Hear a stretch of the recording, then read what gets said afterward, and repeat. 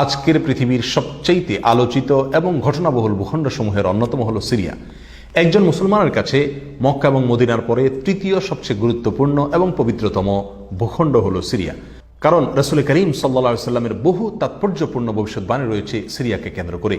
আজকের সিরিয়ার প্রাচীন এবং ঐতিহাসিক নাম ছিল শাম। এই শামকে কেন্দ্র করে যতগুলো বর্ণনা হাদিসের কিতাবসমূহে পাওয়া যায়, সেই শামের সীমানা অবশ্য আজকের সিরিয়া থেকে বেশ খানিকটা বিস্তৃত এবং বড় ছিল।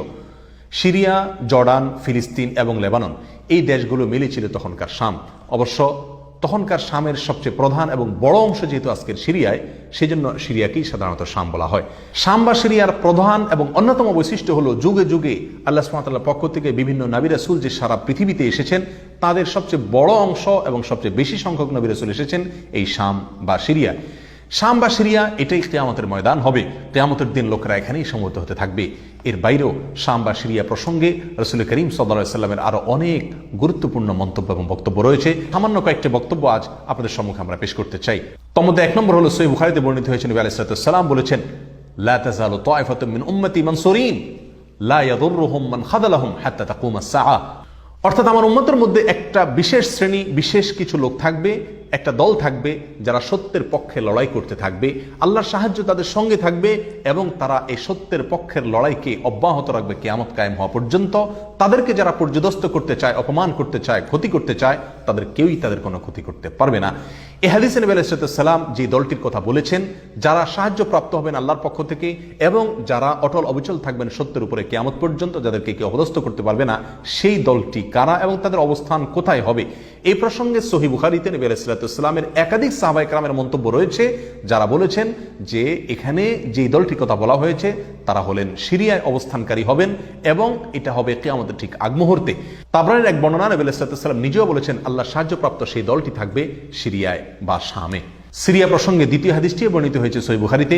বিখ্যাত সাহাবী আব্দুল্লাহ ইবনে ওমর রাদিয়াল্লাহু তাআলা আনহু বলেছেন, রাসূল করিম সাল্লাল্লাহু আলাইহি ওয়াসাল্লাম ইরশাদ করেছেন, আল্লাহুম্মা বারিক লানা ফি শামিনা ওয়াফি ইয়ামানিনা, অর্থাৎ আল্লাহ আমাদের সিরিয়ায়, আমাদের ইয়ামানে আপনি বরকত দান করুন। এই কথা বলার পরে উপস্থিত লোকেরা বলল, ইয়া রাসূলুল্লাহ ওয়াফি নাজদিনা, আমাদের নজদেও আল্লাহ বরকত দান করুন, সেই দোয়া করুন আপনি। নবী আলাইহিস সালাম তাদের কথায় কর্ণপাত না করে আবারও বললেন, আল্লাহুম্মা বারিক লানা ফি শামিনা ওয়াফি ইয়ামানিনা। লোকেরা আবারও বললেন, ওয়াফি নাজদিনা, আমাদের নজদেও। নবী আলাইহিস সালাম তখনও একই কথার পুনরাবৃত্তি করলেন এবং পরিশেষে বললেন, নাজদ সেই জায়গায় তো ফিতনা ফাসাদ হবে, সেখানে তো হত্যা, মারামারি, খুনাখুনি হবে, সেখানে তো ভূমিকম্প দেখা দিবে এবং সেখান থেকে তো শয়তানের শিং উত্থিত হবে, সেখান থেকে তো শয়তানের শিংয়ের আবির্ভাব ঘটবে, বের হবে। এখানে নাজদ বলতে কোন এলাকাকে বোঝানো হয়েছে, এই প্রসঙ্গে মুহাদ্দিসিন ইকরামের বেশিরভাগের মন্তব্য হলো নাজদ বলতে ইরাককে বোঝানো হয়েছে। নাজদ বলা হয় উঁচু অঞ্চলকে, আরবের বিভিন্ন অঞ্চলকে নাজদ বলা হয়। হেজাজ এটাকেও নাজদ বলা হয়, যেটা সৌদি আরবের ভিতরে, আর ইরাককেও নাজদ বলা হয়। সহিহ বুখারীর বিশ্ববিখ্যাত ব্যাখ্যাতা আল্লামা কিরমানী রাহমাহুল্লাহ এবং আল্লামা খাত্তাবী রাহমাহুল্লাহ এবং আল্লামা ইবনে আব্দুল বার রাহমাহুল্লাহ সহ অনেক বড় বড় মুহাদ্দিসিন ইকরাম এবং হাদিসবিদগণ মন্তব্য করেছেন যে হাদিসের শেষ অংশে নবী আলাইহিস সালাম যে নাজদ প্রসঙ্গে মন্তব্য করেছেন, সেখানে নাজদ বলতে ইরাককে বোঝানো হয়েছে। হাদিসের সবচেয়ে বড় সমাহার কানজুল উম্মালে আবু নাঈমে বর্ণিত নবী আলাইহিস সালামের এক হাদিসে পরিষ্কারভাবে নবী আলাইহিস সালাম নিজেই বলে দিয়েছেন এখানে নাজদ বলতে ইরাককে বোঝানো হয়েছে। যে রাসূল করিম সাল্লাল্লাহু আলাইহি ওয়াসাল্লাম আমাকে বলেছেন, দেখো যখন তুমি দেখবে যে খেলাফত পবিত্র ভূমিতে অবতরণ করেছে, নেমেছে, এসেছে, প্রতিষ্ঠিত হয়েছে, তখন তুমি ধরে নিবে যে কিয়ামত খুবই সন্নিকটে এসে গেছে। এ হাদিসে নবী আলাইহিস সালাম পবিত্র ভূমিতে যে খেলাফত অবতরণ করলে কিয়ামত নিকটবর্তী এটা বোঝা যাবে বলেছেন। এখানে পবিত্র ভূমি বলতে তিনি কি বুঝিয়েছেন, এই ব্যাখ্যা প্রসঙ্গে প্রায় সকল মুহাদ্দিসিন ইকরামের অভিমত হলো নবী আলাইহিস সালাম এখানে সিরিয়াকে বুঝিয়েছেন। সিরিয়ার মাজলুম শিশুদেরকে আকাশের নিচে রাত কাটাতে হয়, 3 দিনে একবার খাবার পায় তারা।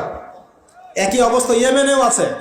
ইয়েমেনে যে বলা হয় যে 5 থেকে 6 লক্ষ মানুষ মারা গেছে বিগত গৃহযুদ্ধে 2010 সাল থেকে, আর সেখানে যতজন মানুষ মারা গেছে তার মধ্যে 60% হচ্ছে বাচ্চা। তো এই বাচ্চাদের কি দোষ ছিল? তারা কি জানতো শিয়া কাকে বলে, সুন্নি কাকে বলে? তারা কি জানে দুনিয়া কি, আখেরাত কি? তারা কি জানে কোনটা হক কোনটা বাতিল? তারা তো জানে যে মায়ের বুকের দুধ খেতে হয়, দুধের বাচ্চাগুলো দুধ পায় না, মায়েরা দুধ দিতে পারে না, খাবার নাই, দুর্ভিক্ষ। এই সংকটের জন্য কে দায়ী? আল্লাহ না মানুষ? কে দায়ী? যাহারাল ফাসাদু ফিল বাররি ওয়াল বাহরি বিমা কাসাবাত আইদিন নাস। আল্লাহ পাক বলছেন জলে স্থলে যে বিপর্যয়গুলো ছড়িয়ে পড়েছে এগুলো মানুষের হাতের কামাই। কার হাতের কামাই? মানুষের হাতের কামাই। একই অবস্থা ইরাকেও ছিল, মনে আছে? সাদ্দাম হোসেনের কাছে পারমাণবিক অস্ত্র আছে বলে কত নাকি করা হলো, করে লক্ষ লক্ষ মানুষকে মেরে ফেলা হলো, পরে বললো আমরা সরি, আসলে সেখানে কোনো অস্ত্র ছিল না, we are sorry for that, তারা বলে দিল আমরা এর জন্য সরি, ব্যাস লক্ষ লক্ষ মানুষের রক্ত ঋণ শোধ হয়ে গেল।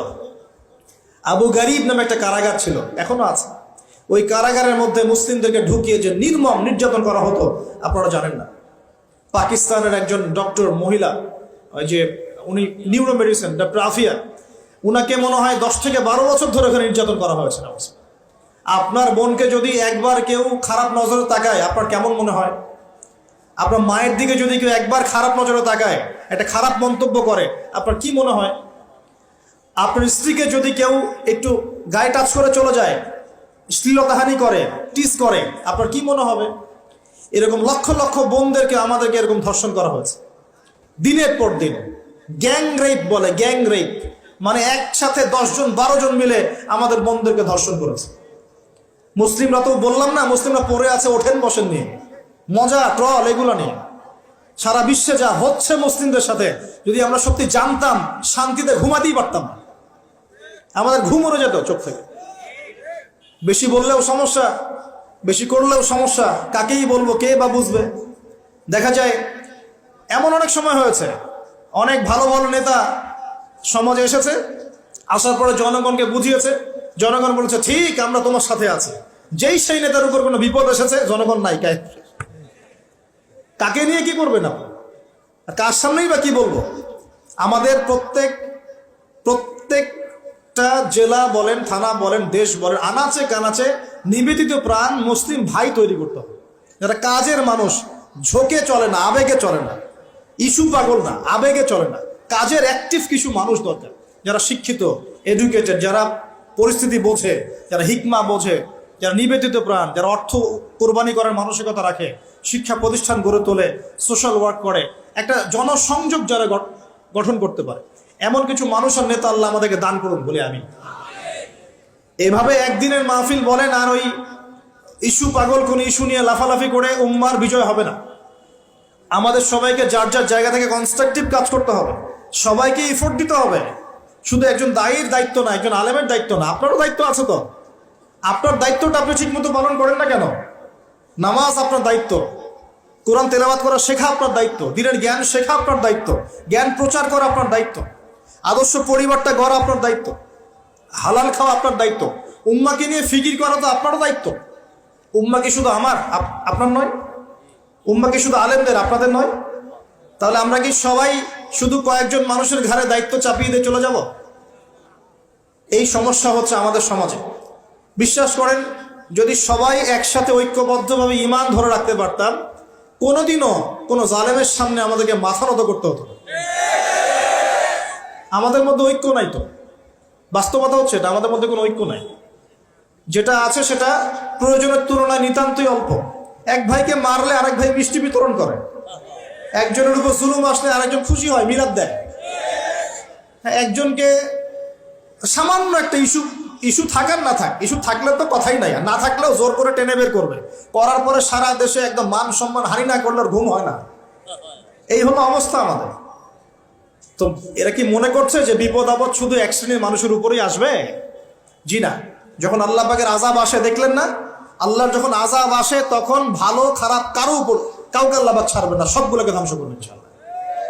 আল্লাহ পাক সূরা কোরআনেও বলেছেন, ওয়াত্তাকু ফিতনাতান লা তুসিবান্নাল্লাযীনা যালামু মিনকুম খাসসা, তোমরা সেই ফিতনাকে ভয় করো, আল্লাহর সেই পরীক্ষাকে ভয় করো, যা শুধু জালেমদের উপর খাস করে আসবে না, সবার উপরে আসবে।